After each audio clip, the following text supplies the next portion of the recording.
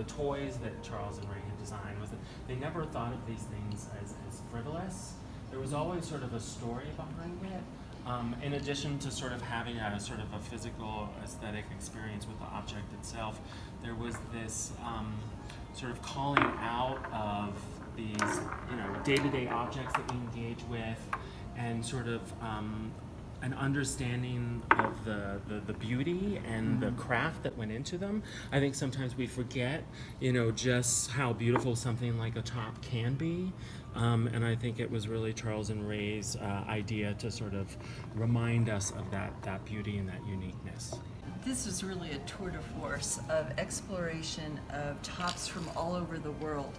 And it was awesome to come in yesterday, and there were two late teen boys, and they were struggling with how to get this to spin. And they kept wrapping and they were here for over 10 minutes, and they were trying to solve the problem.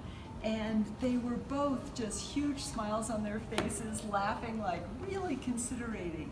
And in a way, it's about that whole thing about never delegate understanding until you really can figure it out yourself.